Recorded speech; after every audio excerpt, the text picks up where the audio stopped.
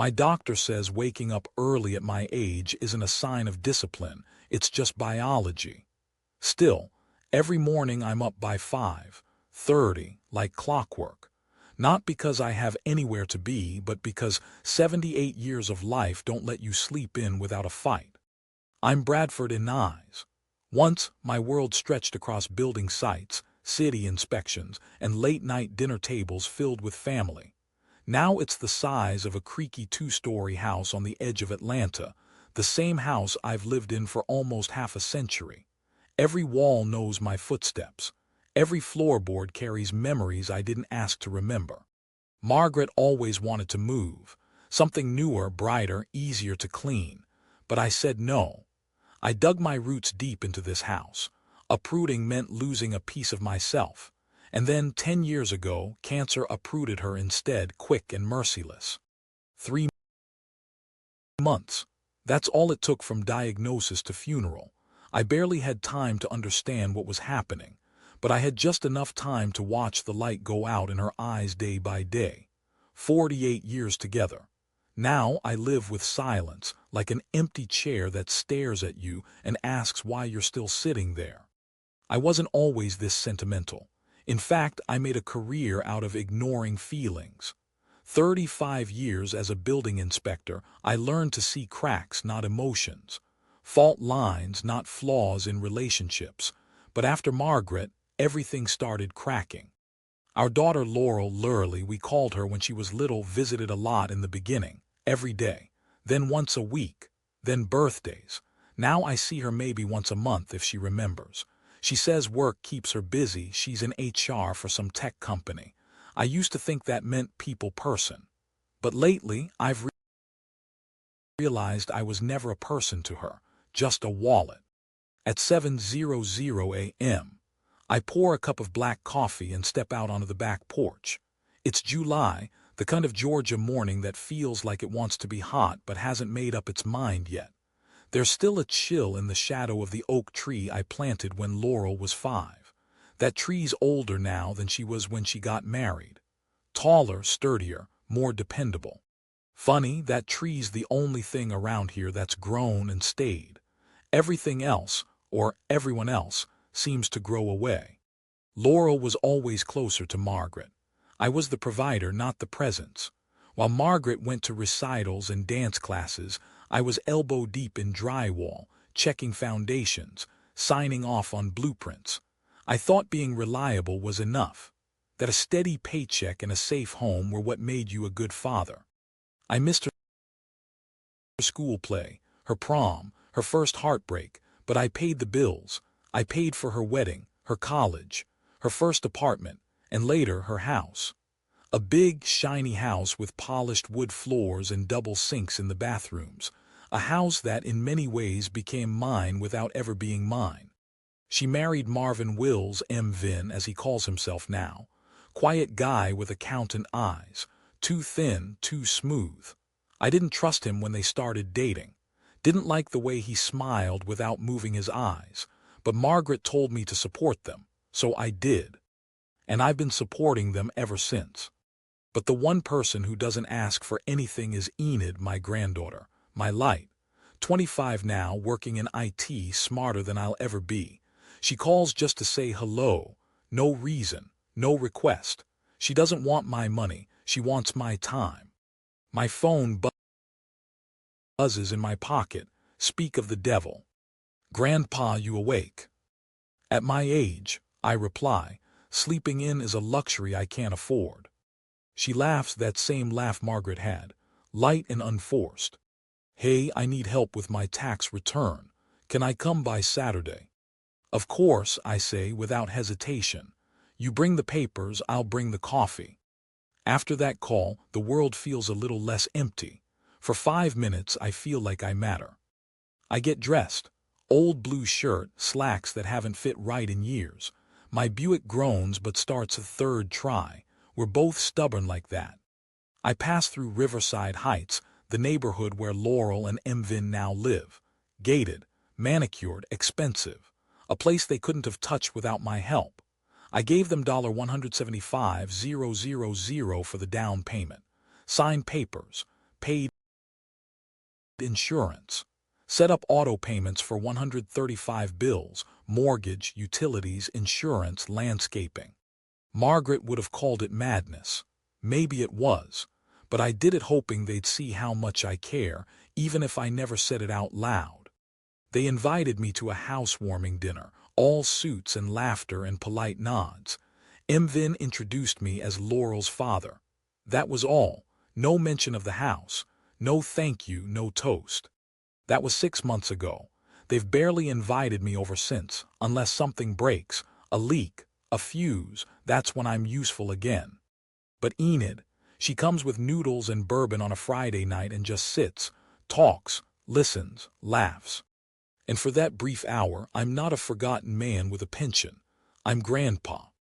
And that still means something. I remember the day Laurel told me she was marrying Vin. She was 19, still in college, barely out of childhood. She called me after dinner, her voice shaky but excited, like she knew I wouldn't be pleased. I wasn't. I didn't trust him.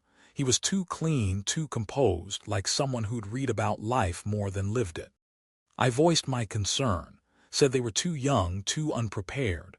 Laurel got defensive. Margaret stepped in, told me to let them make their own mistakes, so I did something I wasn't used to doing. I backed off. Their wedding was modest, but I paid for every detail. The cake, the band, the flowers she picked out with Margaret. Vin's parents barely contributed, something about saving for retirement. I didn't say a word. I just signed the checks. That was the first time I gave in. It wouldn't be the last. After the wedding, they moved into a tiny apartment. Rent was tight. I helped them. Laurel wanted to finish college. Vin was trying to pass his CPA exams. I paid for both, books, tuition, everything. It wasn't even a discussion. When Enid was born, they named me godfather, though I never asked what that meant to them. Maybe a gesture, maybe guilt. I bought the crib, the stroller, even covered the hospital bills not picked up by insurance. I was proud of being useful. That was my currency, being needed. But over the years, usefulness turned into expectation. What began as help became a pattern, and then a routine, and finally a burden. Still, I kept going, quietly, without complaint. When Enid got older, she started calling me just to talk. She was 8 the first time she phoned to ask about my favorite book. We ended up talking about Mark Twain and the old swing I'd built in the backyard. She laughed when I told her it broke mid-swing once and sent Laurel flying into the bushes. Enid remembered the small things. Laurel never had time. Birthdays turned into quick phone calls. Holidays became photo ops. I'd sit quietly in their living room, everyone staring at their phones, and think, this is what I paid for. A seat at a table where no one sees you. One Thanksgiving, I brought a bottle of wine I knew Margaret would have chosen. Laurel thanked me, set it on the counter, and opened something else instead. Another Christmas, they gave me a wool sweater with the tag still on. Wrong size, still folded in my drawer, never worn. I started noticing the subtle signs. The way Vin would excuse himself when I entered the room. The eye rolls when I asked about something they considered outdated. The silence when I spoke. Laurel once told a friend at a barbecue that her father was very traditional. It wasn't a compliment.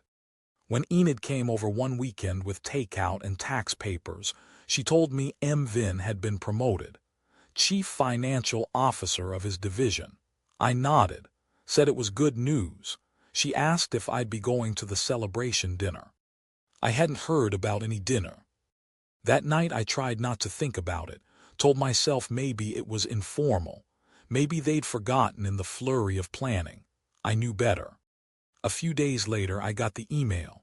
Cold, formal, typed out like a business memo. Dad, Enid mentioned she invited you to the dinner. I'm sorry, but that's not possible. We've planned a small gathering for just immediate family, and Vin's not comfortable with you attending. Please understand. I reread it 3 times. Not we decided. Just Vin's not comfortable uncomfortable. I wasn't part of the immediate family. I wasn't wanted. It didn't sting because I didn't expect it. It stung because I still hoped. I didn't reply with anger. I wrote, "I understand. Congratulate Mvin for me." I closed the laptop, walked out to the porch and stared at the oak tree. That tree never asked me for anything, and yet it stood there, taller and stronger than ever. I thought of Margaret, how she warned me. Said Mvin was all surface and no substance. Said Laurel would end up doing everything for him, including shielding him from anything uncomfortable, like her own father. She'd been right. I poured myself a drink, sat in silence, let the hurt pass through me like a cold wind. Maybe it was my fault. Maybe if I'd spent less time working and more time listening, Laurel would have grown up seeing me as more than just a source of money. But I couldn't go back and change it. I could only decide what I'd do now.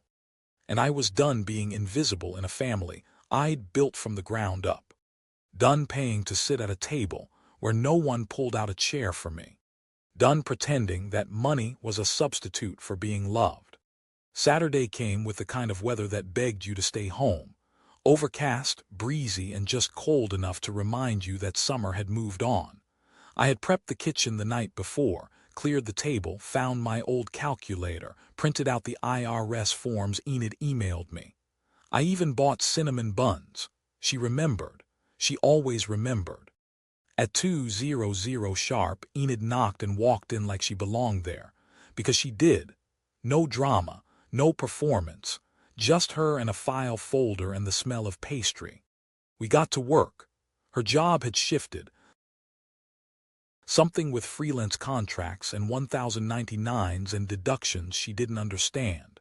She apologized for not knowing more. I told her the same thing I always do. Knowing when to ask is more important than knowing everything. For over an hour we sat shoulder to shoulder, scribbling notes and circling boxes. And for once, I felt like an expert again. Like the years hadn't passed me by. Like I still had value that wasn't tied to a bank account. When we finished, she made tea, but her hands trembled slightly and her eyes wouldn't settle. I knew something was coming. I waited. She set down the cup, exhaled. "So, Dad got the promotion." I nodded. "You said. There's going to be a dinner next Friday. Mom's cooking. No coworkers, just family. I think you should come." Her voice was soft but hopeful, like she thought she could fix it all with a well-placed invitation. I didn't respond. "I'm sure they just forgot to call you," she added. "It wasn't on purpose." But it was, we both knew it. "If they didn't invite me," I said slowly, "then they don't want me there. Grandpa, you know how Mom is. She forgets things, she overthinks, and Dad, he's anxious. He gets weird about gatherings." I smiled without humor. Yes, anxious about the man paying for his mortgage sitting at his table. She frowned, looked away.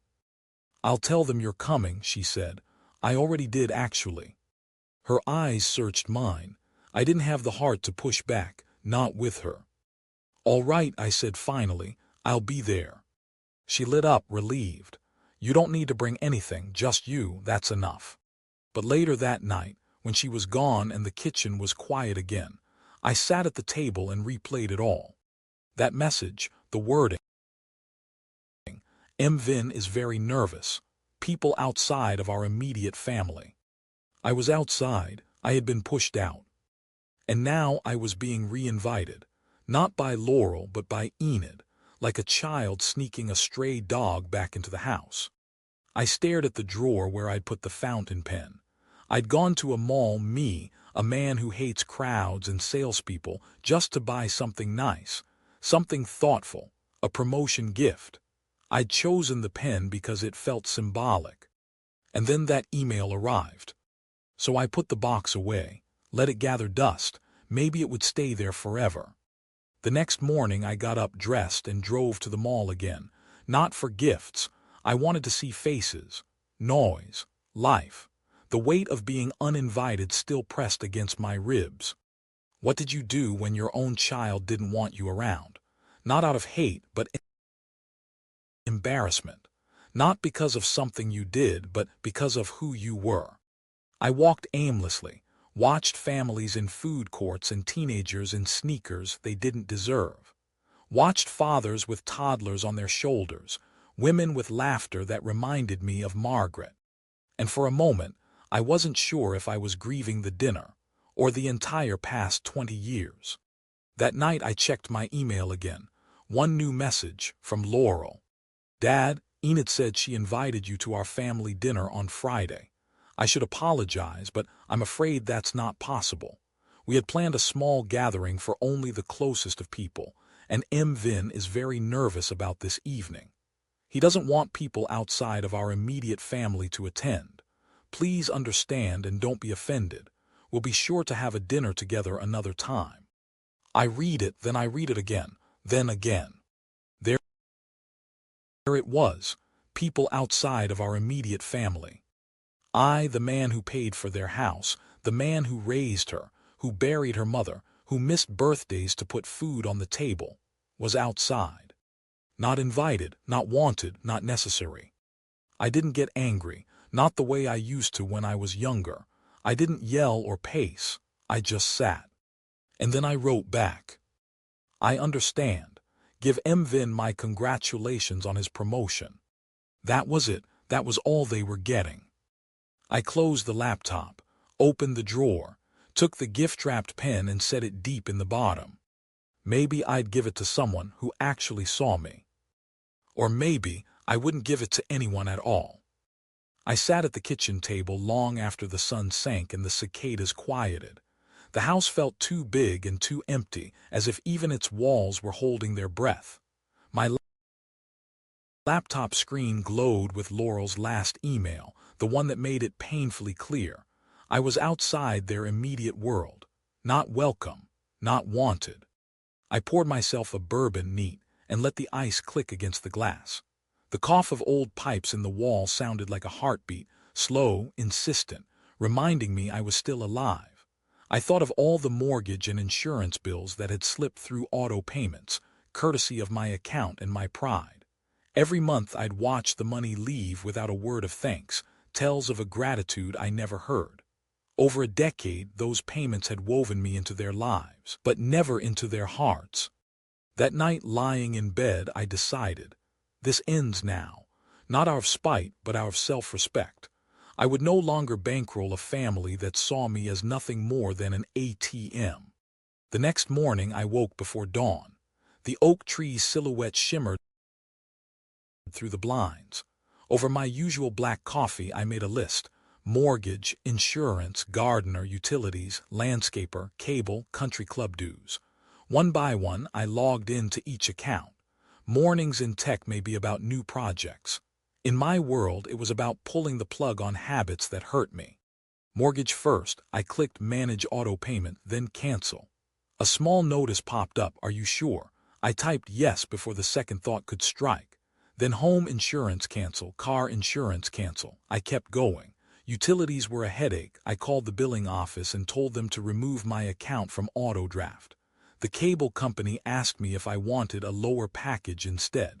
I told them no, I wanted to end the service. They tried to convince me, but I'd rehearsed my lines 1,000 times in my head. They closed the call with, We're sorry to see you go. By midday, I'd canceled over 100 payments. My bank balance felt healthier, but more importantly, I felt lighter, as if an anchor had been lifted. I printed a confirmation for each cancellation and filed them away. No more fat automatic checks hemorrhaging without notice.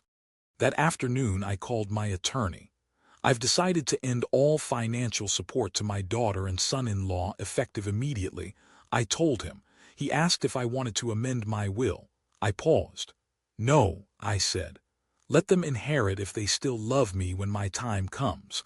Until then, they stand on their own. By evening, I had a plan. Let them learn responsibility.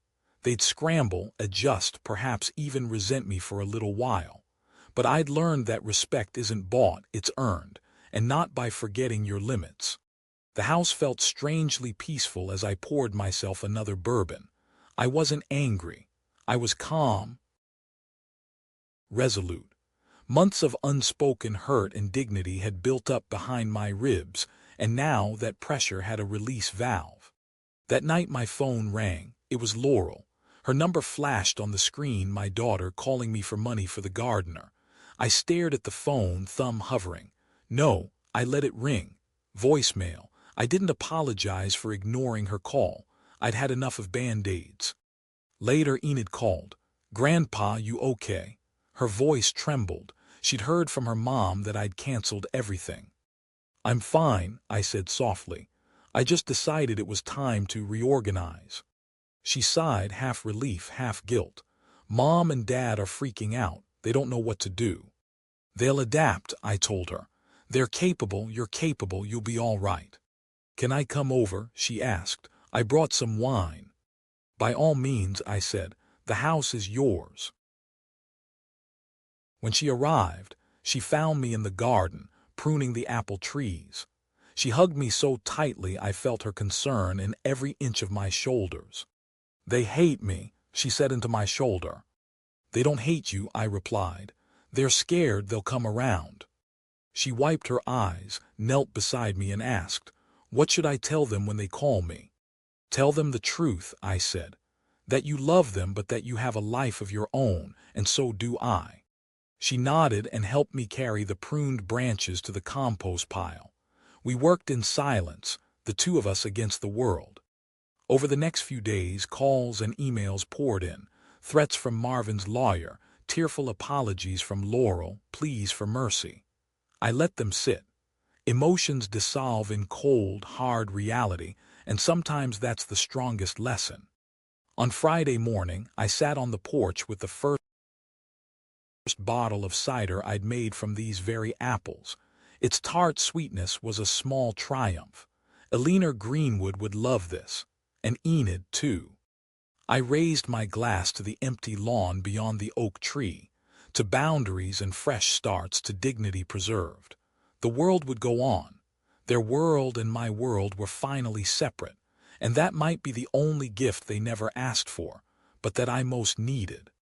I'd barely cleared the morning dishes when the knock came, sharp, insistent, like an announcement rather than a request. I opened the door to find Laurel standing just inside the threshold, her cheeks still damp from tears, and Vin lingering behind her on the porch, arms crossed and jaw set. Without greeting, Laurel blurted out, "What have you done?" Her voice cracked with anger and disbelief. Vin's eyes flicked between us, assessing, calculating. I stepped aside to let them in. Laurel marched past me into the kitchen, her heels clicking on the floor. "All our payments, mortgage, insurance, gardener, you canceled them. What kind of cruel joke is this?" I filled my coffee mug and leaned against the counter, calm. "Good morning," I said politely. "Coffee." "This isn't polite small talk, Dad," she shot back. "We're talking about our home, our bills, our lives." I sipped my coffee. "Your lives," I corrected. "I'm fine." Vin moved forward, voice low but firm. "Bradford, this is serious. We have due dates, deadlines. Canceling payments puts us at risk, foreclosure, penalties." "I realize that," I said. "You also realize you're both adults with income. You'll manage." Laurel's face twisted. "You promised to help with our house. You told me you'd always be there. You made us count on you." Her hands shook as she gestured at the living room, at the trophies on the mantel, at everything I'd helped pay for. I set my mug down and looked at her directly. "I did help, a lot, but I never promised forever. Mortgage was 6 months, remember?"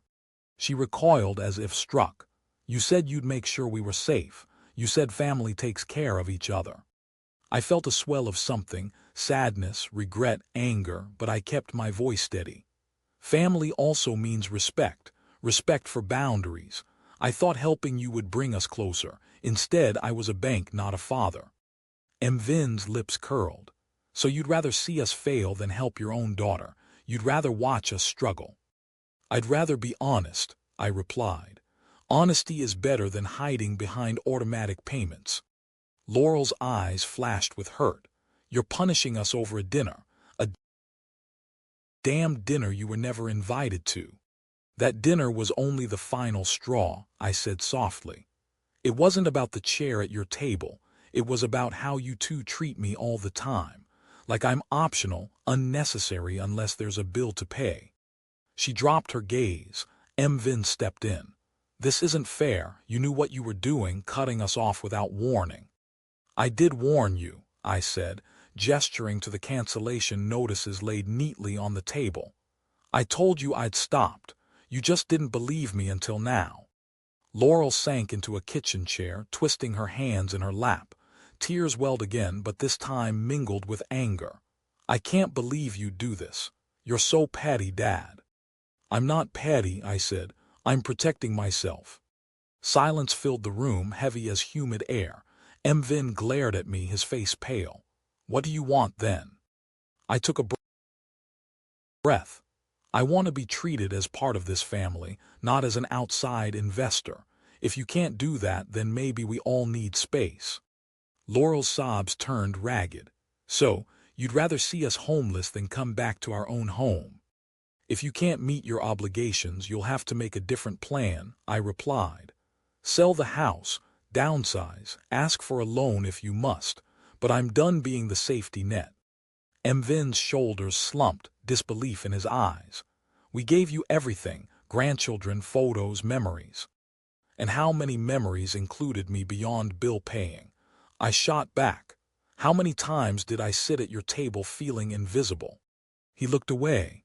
Laurel wiped her cheeks, voice hollow. I don't know what to say. You don't have to say anything, I answered quietly. Actions speak louder. She stood unsteady. I thought you loved us. I blinked back my own emotion. I did, in my way. I thought money showed love. I was wrong. I'm sorry. Her eyes softened, confusion replacing rage. You're sorry? Yes, I said. I'm sorry I let it go on this long. Sorry that I expected love in exchange for dollars. Laurel shook her head. I never saw it that way. I reached out, placing a hand on her shoulder. Maybe you couldn't see me. Tears fell freely now. Vin moved closer, awkward. Laurel leaned into me. For a moment, the house felt like home again, 3 generations bound by shared history and hopeful reconciliation. But Laurel pulled back, voice trembling. I need time. I know, I said. Take as much as you need. They turned to leave. I watched them cross the living room, the echo of their steps a reminder of how far we'd drifted. On the porch, Laurel paused. I love you, Dad, she murmured before stepping outside. Vin joined her, and together they walked down the path to the driveway. I closed the front door softly behind them, silence settling like dusk. In the kitchen, the coffee mug still held cold liquid. The stack of cancellation papers lay undisturbed. I walked to the window and watched their taillights fade. My heart ached with both relief and loneliness. I had stood up for myself, but in doing so, I'd risked the last threads of connection. Yet for the first time in years, I felt a clear line between who I was and who I wasn't willing to become. No longer just a wallet or a provider. Just me, Bradford in eyes, aging but upright, rooted in my own dignity. And if they ever came back, it would have to be because they wanted me, not needed me. Not because of what I could buy, but because of who I was. After they left, the house felt unnaturally quiet. For days, my phone stayed silent. No calls from Laurel or Vin, only the occasional alert from my bank confirming yet another canceled draft. Instead of relief, I felt the hollow thud of an empty nest. The first message arrived mid-afternoon, a terse email from Marvin's lawyer.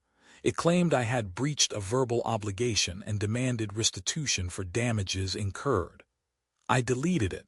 No contract. No enforceable promise.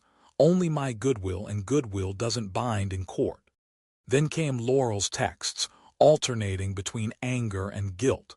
One moment she blamed me for ruining her life. The next she begged me to reconsider for Enid's sake. I left them unread. Enid called instead, voice tight with worry. Grandpa, their falling apart, dads talking about bankruptcy, moms crying nonstop. They'll figure it out, I said. They always have. But it hurts, she confessed, seeing them like this. I told her to focus on her own life, her new apartment, her friends, her career. She deserved peace, not to be caught in her parents' storms.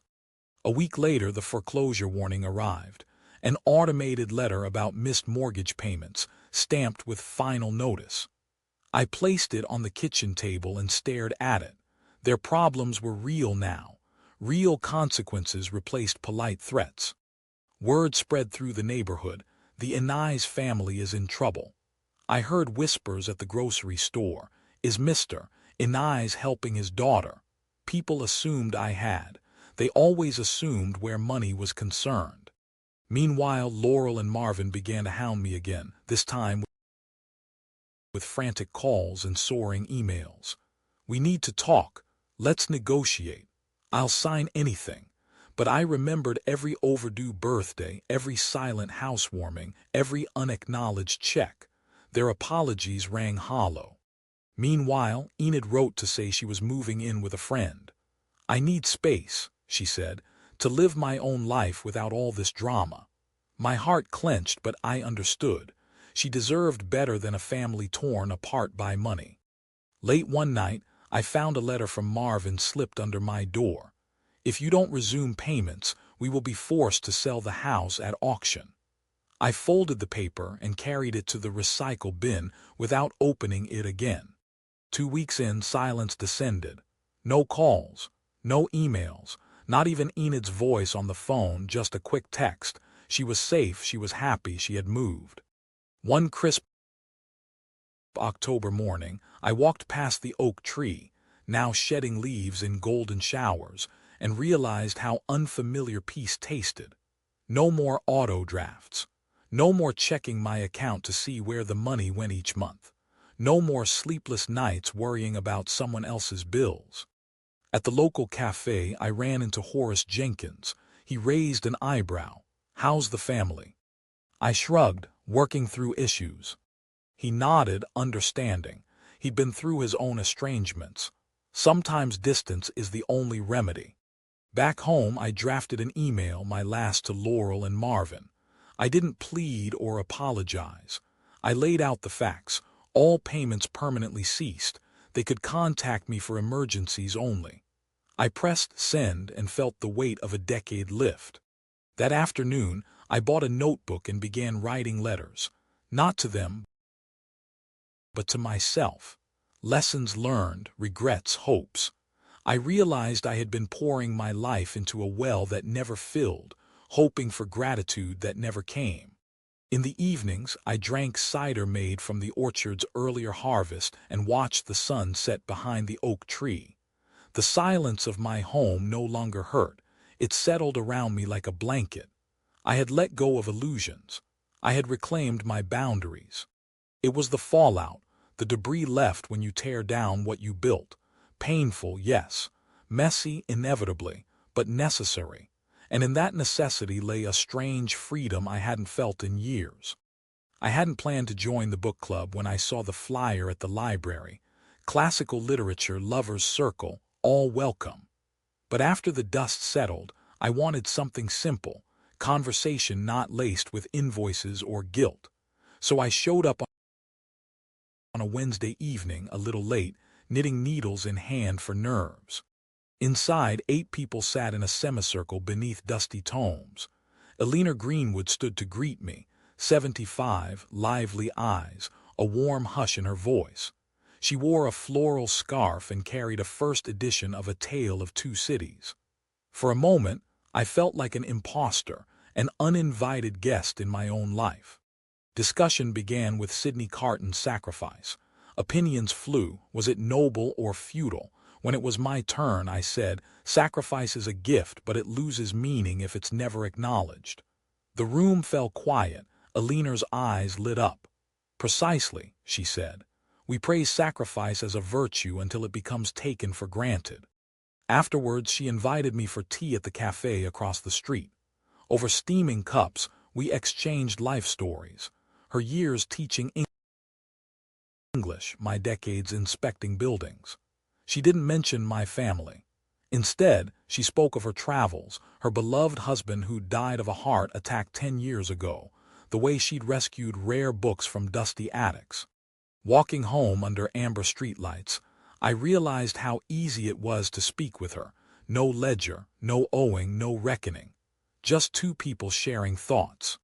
Our weekly meetings grew into walks in the park, discussions on Dickens, Woolf, Austen.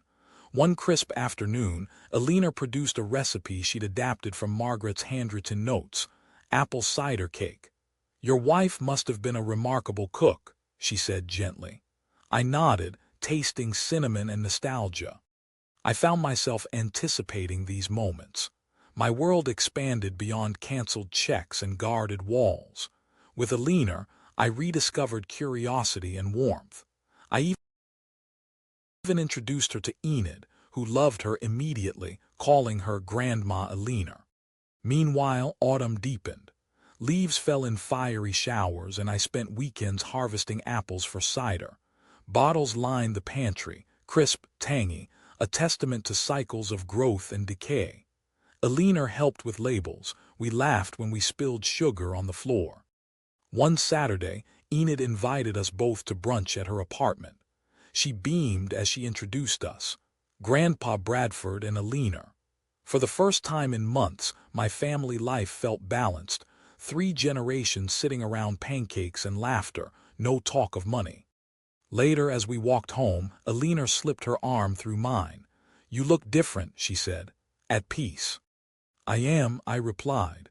"I've stopped chasing what I can't control." She smiled and kissed my cheek. "To new beginnings."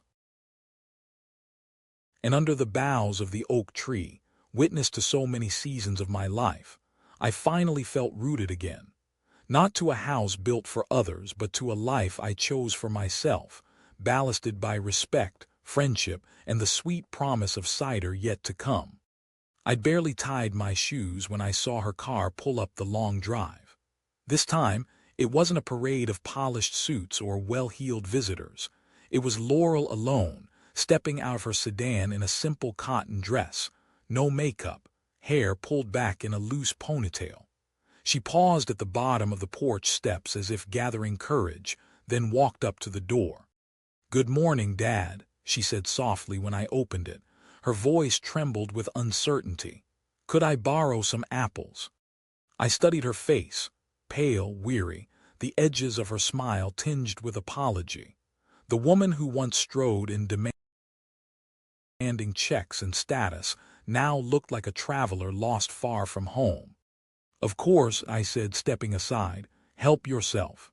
Behind me, I heard the orchard rustle in a gentle breeze. I stepped back to let her into the kitchen. The morning light through the windows illuminated the jars of cider on the countertop and the pile of pruning shears neatly arranged. She lingered by the counter. "I'm making a pie for Vin's birthday," she offered. He's been stressed with work. I thought a homemade pie might cheer him up." "A pie does wonders," I agreed. I pointed toward the fruit bowl on the island, already half empty from my own morning snack. "Take as many as you need." Laurel glanced at the bowl, then at the pantry lined with cider bottles. "Thank you." She broke eye contact. The pause stretched between us, filled with all the words we hadn't said. I retrieved a basket from beneath the sink and led her out through the back door. The orchard stood in neat rows, leaves just beginning to blush red and gold. Birds flitted from branch to branch, and the air smelled of earth and ripeness. We walked slowly among the trees. She plucked apples without spilling a drop of juice, selecting firm, unblemished fruit with the care of someone rediscovering a craft. I felt a familiar twinge, tiredness, relief, hope all mixed together. When the basket was full, she tapped an apple against the side and half smiled. "I'm sorry I lost sight of things." Her voice caught. "I'm sorry for everything." I paused, gauging her sincerity. Her shoulders slumped as if under an invisible weight. The woman who once called with demands now offered regret without prompting. "It's been a hard season," I said. For all of us. She nodded, brushing a strand of hair behind her ear. You were right about boundaries. I didn't understand how important they were, how much you were giving, hoping for something you never got in return. I swallowed, emotions settling like sediment. I never stopped loving you, I admitted. I just forgot how to ask for love back. She looked up, tears glinting. I love you, Dad. I felt a lump in my throat. I love you too. We stood there, side by side in the orchard, hands brushing as we passed apples back and forth. The morning sun warmed us, and something shifted, like cracked earth finally soaking up rain. When we returned to the kitchen, she placed the apples in the fruit bowl and turned to me. Can I help with anything else? Sugar, flour. Just bring your pie over when it's done, I said, voice thick. Laurel's smile was tentative but real. She hesitated, then reached out and hugged me, an embrace neither of us had given in years. I wrapped my arms around her, feeling the steady pulse of her heartbeat. Pulling away, she dabbed at her eyes. I'll come by later with the pie. I'll be here, I promised. After she left, I stood in the kitchen doorway, watching her drive away. The basket of apples sat on the table like a bridge between yesterday and tomorrow. I felt the house breathe, the walls easing back into shape. Later that afternoon, the oven's timer dinged in a cheerful tone. I followed the scent of cinnamon and baked fruit to the porch, where Laurel had set a small table for two. A warm pie sat under foil, steam rising in gentle spirals. She poured coffee, then led me to the chair as though I were an honored guest rather than a forgotten father.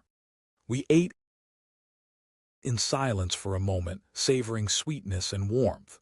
Then she spoke, voice soft. I can't change the past, but I want to learn how to be here now. For you, for Enid, for our family. I reached across the table, taking her hand. That's all I ever wanted. She nodded, tears shining again. Thank you for giving me another chance. I squeezed her hand. Thank you for asking. On the porch that afternoon, with the sun tilting toward evening, I realized the final chapter didn't need grand gestures, just honest arrivals and quiet grace. The apple pie sat halfway finished, evidence of a bond rekindled. And in that simple moment, father and daughter, sitting side by side, I understood that the strongest trees aren't the ones that never bend, but those that survive storms by flexing their branches and reaching for the light once more. Weeks passed, and life settled into a gentler rhythm. Mornings began with shared coffee on the back porch, Enid between us, her laughter a bridge between generations. Alina's weekly visits added warmth. She'd arrive bearing a stack of dusty classics or a fresh batch of apple cider cake, and we'd talk long into the afternoon about books, family, and the changing seasons. One Saturday, I invited Laurel to help me build a new swing under the old oak. She showed up in work gloves and jeans, the same little girl who once flew into the bushes, only now she was stronger, sure of herself. We hammered boards together, measured ropes, and when the swing was finally set, she sat between us, pushing gently as I lifted her legs. Enid joined in, and for the first time in years, I felt the heaviness of regret give way to something lighter, hope. Inside, the kitchen table still bore the scars of old arguments, coffee stains, cancellation notices tucked in a drawer. But now it also held sketches for a family cookbook, recipes from Margaret, notes from Alina, and a few of Enid's favorite dishes. Laurel and I worked side by side one evening, coaxing her mom's lasagna recipe into words, laughing as we argued over the right amount of oregano.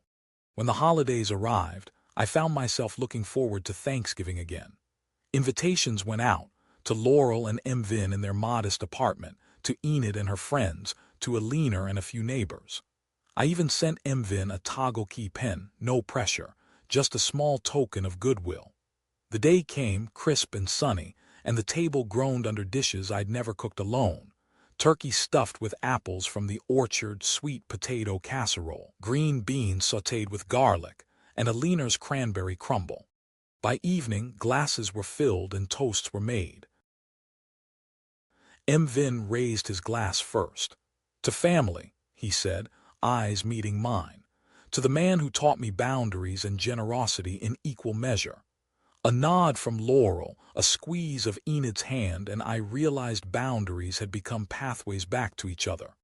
Later, as the sun dipped behind the oak and the fire pit crackled, I sat between Laurel and Enid, warmed by cider and company.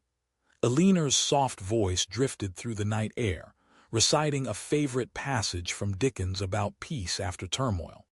I closed my eyes and breathed it in, the scent of burning wood, of spiced dessert, of forgiveness newly minted. The house no longer felt like a prison of past mistakes, but a home rebuilt on understanding. And though I knew life would still hold its challenges, I also knew this. Love wasn't something you bought or gifted only in checks and promises, but something you nurtured, moment by moment. In the glow of that firelight, with family on either side, I felt rooted at last, not by obligation but by choice. And so life moved forward.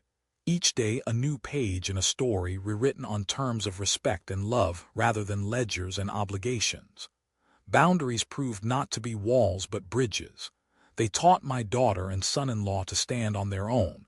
They allowed Enid to find her independence without guilt. And they opened space for new friendships that filled the silence with genuine care. Under that old oak, the swing we built together now carries 3 generations. A grandfather, his daughter, and his granddaughter, each learning to let go of old hurts, each discovering that real strength lies in vulnerability and honest connection. And as the seasons turn, the cider ferments, and new books arrive in the mail, I know this home is finally mine in every sense. Not just a place I pay for, but a place where I am seen, chosen, and loved. In the months that followed, the rhythm of our lives settled into something both steady and new, a balance between independence and connection, between the past's lessons and tomorrow's promise. Each morning, I still rose before dawn, drawn out onto the back porch by habit and by the soft promise of coffee. But now, I rarely poured it alone. Eleanor often arrived with her thermos in hand, and together we watched the sun rise through the oak's shifting leaves.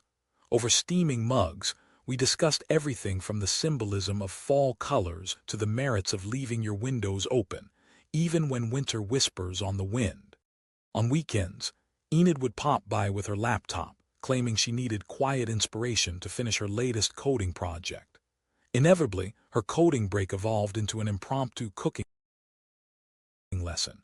She'd haul out fresh eggs and flour, and under my careful eye we'd create flaky biscuits or her favorite lemon bars. She laughed when I mismeasured the butter and taught me a few modern shortcuts.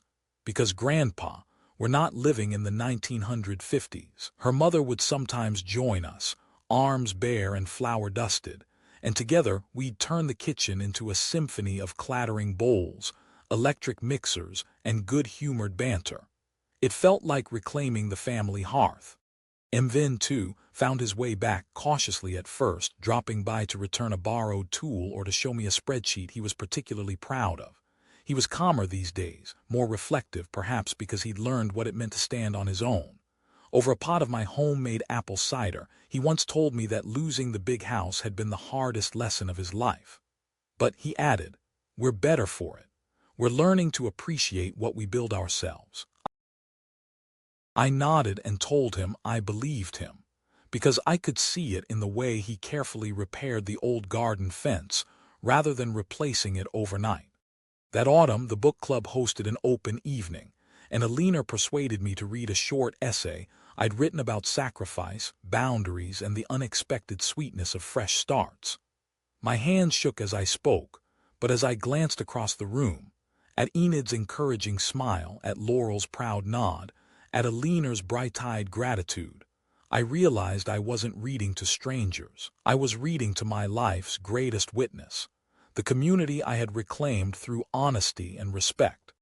Over the fireplace that night, pieces of my story curled like smoke, an oak sapling planted in joy, a gift that grew too tall when I tried to buy love, the winter of silence when the money stopped, the spring of forgiveness when I opened my heart again. The listeners thanked me afterward, some with tears, some with applause. But the truest gesture was Laurel's. She slipped a hand into mine and whispered, "Thank you, Dad." Winter came with its hush. I filled the feeders for the goldfinches and trimmed the rose canes. One morning, a postcard arrived from my attorney. My will was fully updated, my estate simplified, my bequests thoughtfully divided between causes I cared about, local literacy programs, the library's restoration fund, a small trust for Enid's future. There was no special provision for my daughter or son-in-law. Instead, I'd left them a letter expressing my love and my hope that they continue to grow, together and apart, into the people they were meant to be. On Christmas Eve, the house shone with soft lights.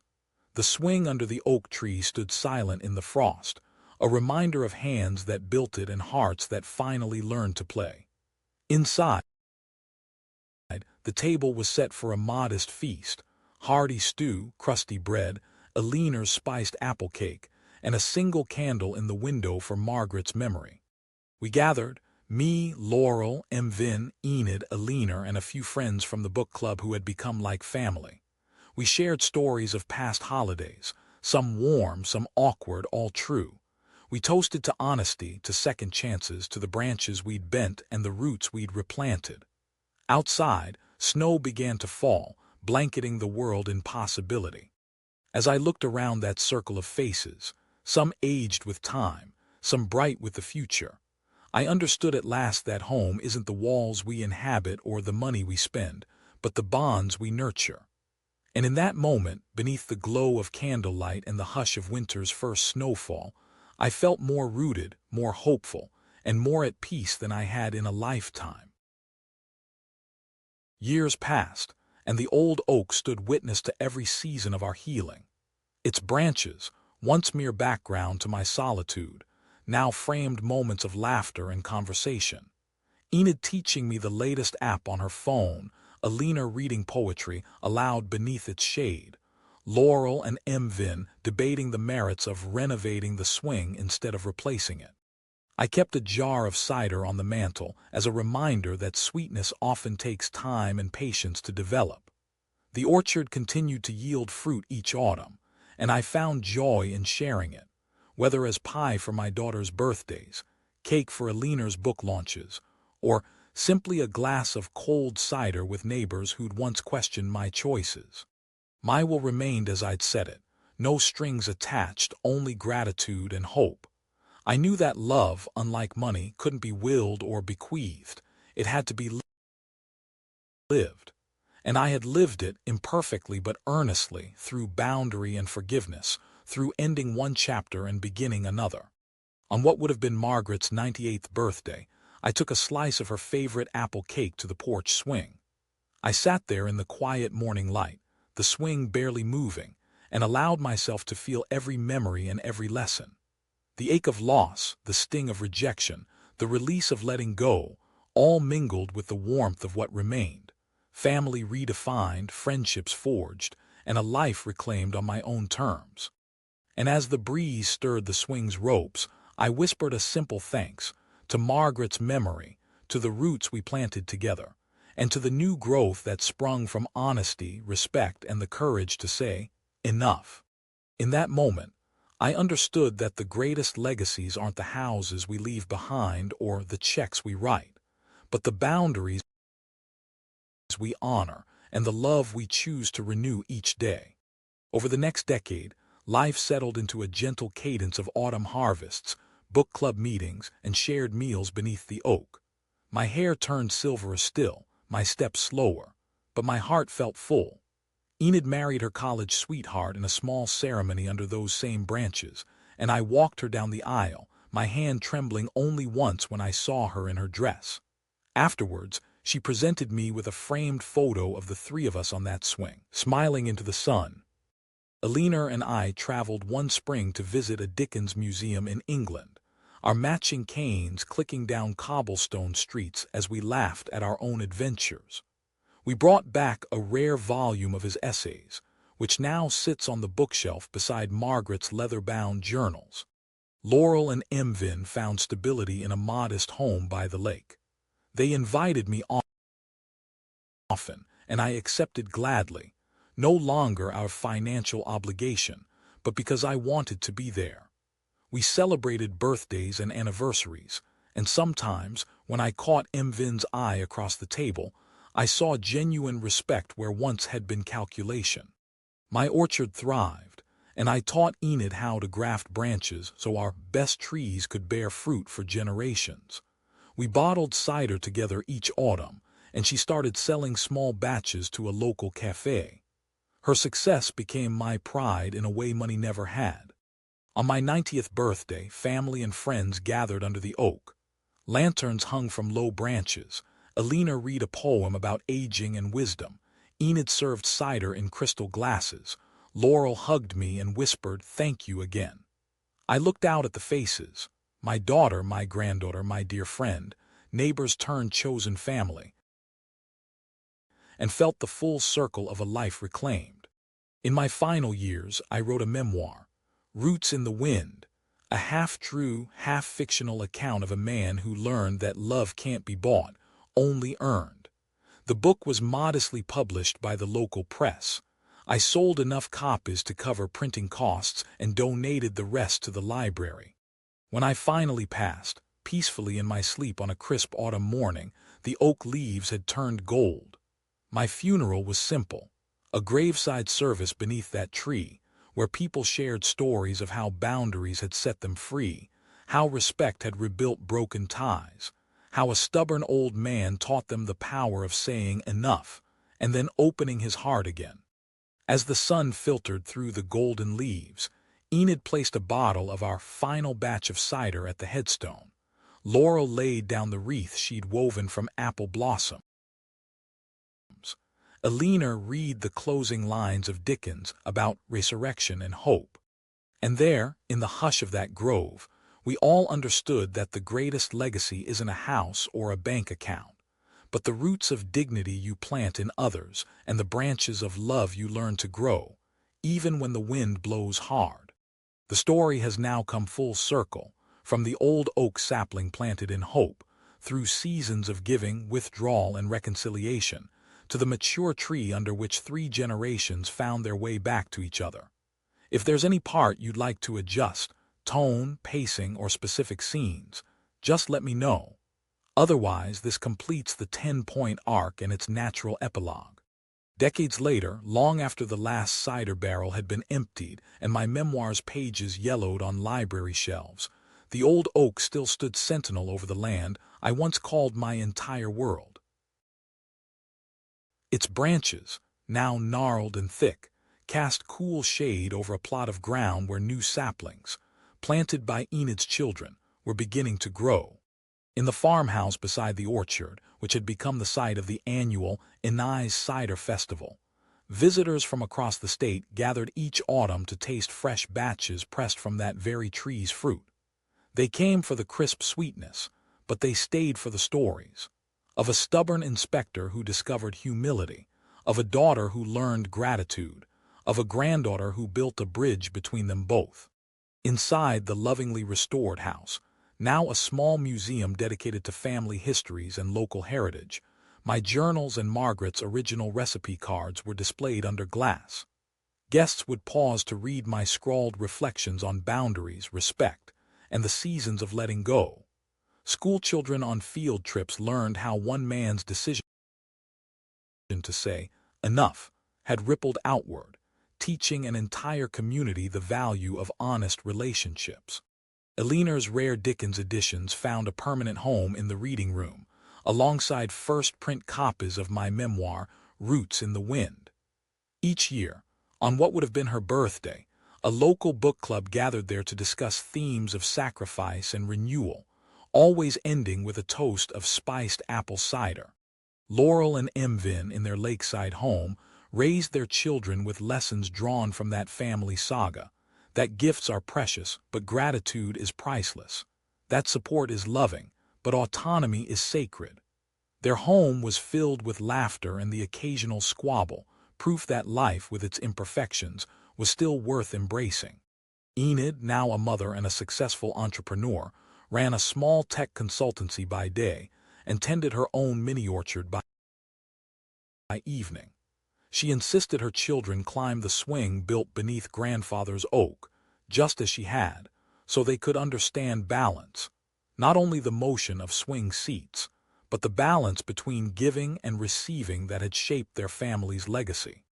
On community heritage days, neighbors told newcomers about the man who refused to be defined by his bank balance, the daughter who rediscovered her roots, and the friend who taught them all that life's sweetest fruits come from patience, understanding, and the courage to redraw the lines that bind us. And though I was long gone, my spirit lingered in the hum of cicadas, the whisper of leaves, the tang of cider in the autumn air. For every generation that passed beneath those branches, the story renewed itself, a living testament that true legacy is not in wealth inherited but in wisdom passed on, in boundaries honored, and in love chosen again and again. In that orchard beneath that venerable oak, the past and future converged. A cycle of growth that began with a single sapling and blossomed into a forest of memories, each one a reminder that home can be rebuilt, stronger, kinder, and more authentic, when we dare to say enough, and then open our hearts to what comes next. In time, the orchard itself became more than fruit trees. It was a living archive of our family's journey. Saplings grafted from the original oak stood sentinel beside fully grown successors, their roots intertwined beneath the earth like the stories we shared above it.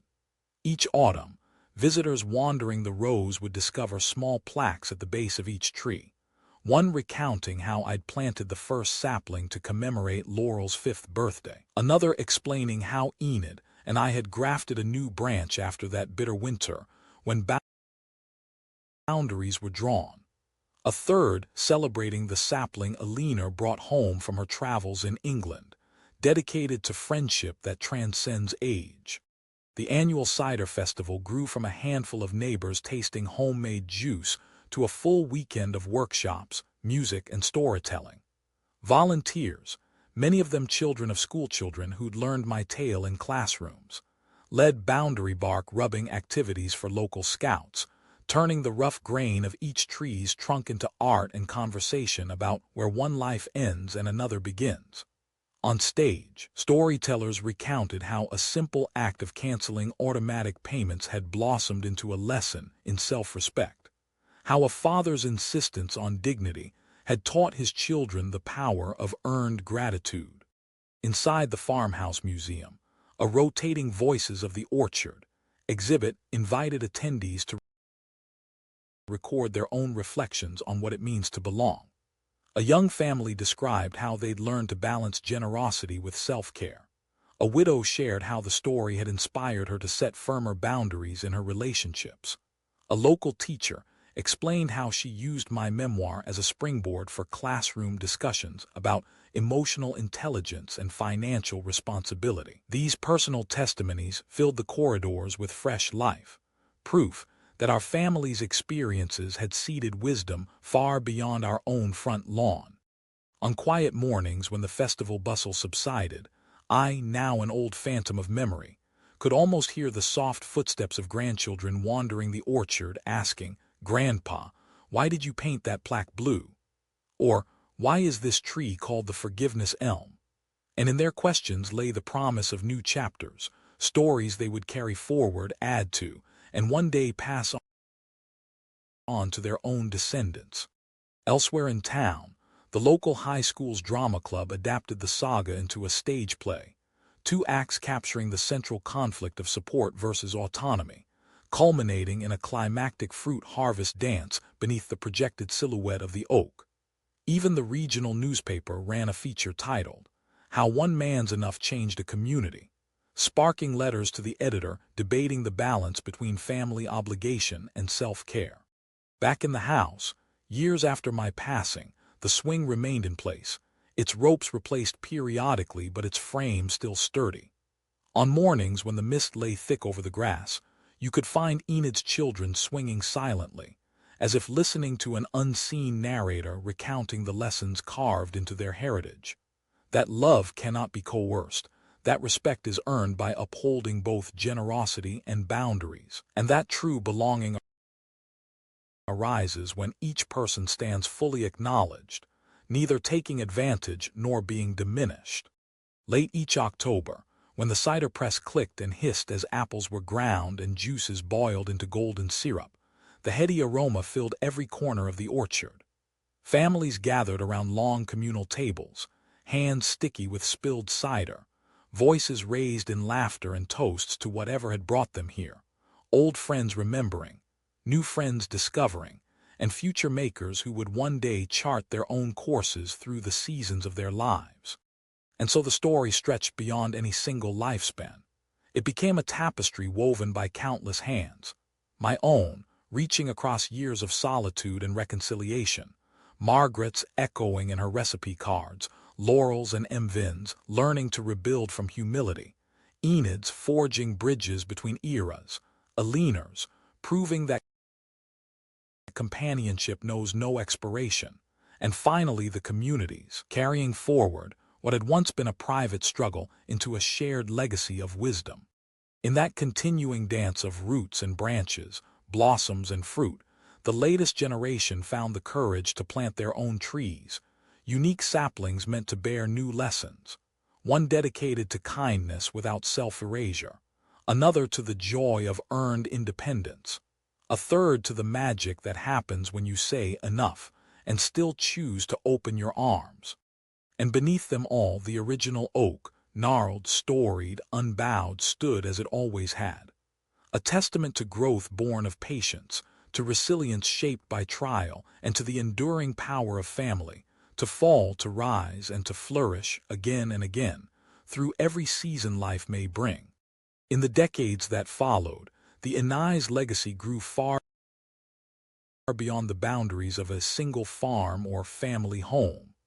What began as a private journey of reconciliation became, over time, a public mission to help others find the same balance between generosity and self-respect. A small endowment, seeded from proceeds of memoir sales, cider festival revenues, and community donations, became the Inai's foundation.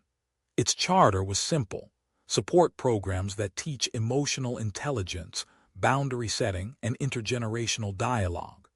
Grants funded local workshops for families in conflict, retreats for adult children and elderly parents, and seminars for social workers on how to mediate financial dependence without sacrificing dignity. Recognizing that future generations would live increasingly online, the foundation partnered with a university lab to create a digital orchard VR experience.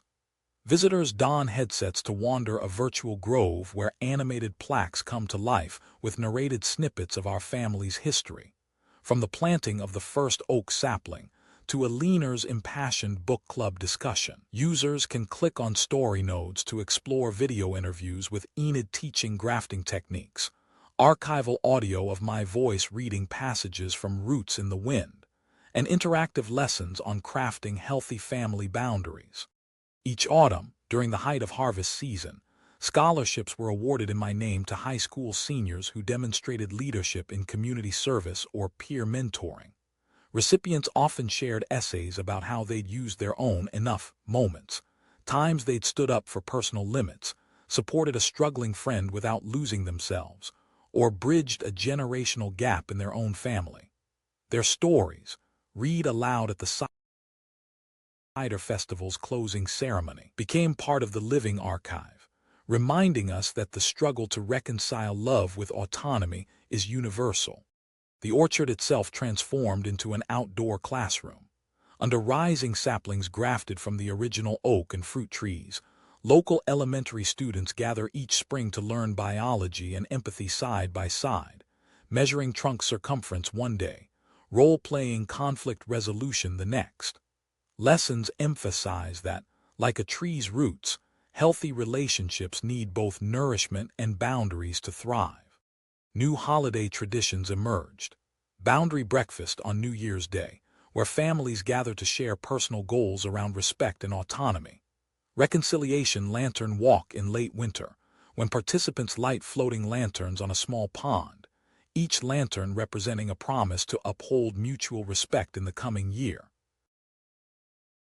These events weave the Inai's story into the fabric of local culture, extending its reach far beyond bloodlines. Through online platforms and open-source educational materials, the Foundation's work has traveled overseas. Translations of my memoir appear in libraries in South Korea and Brazil. VR modules are used in community centers from Sweden to South Africa. Webinars on intergenerational boundary setting attract participants from dozens of countries. Despite cultural differences, the core message resonates. Love and support are most powerful when balanced with self-respect and clear limits. Margaret's memory remains central. A small alcove in the Farmhouse Museum is dedicated to her.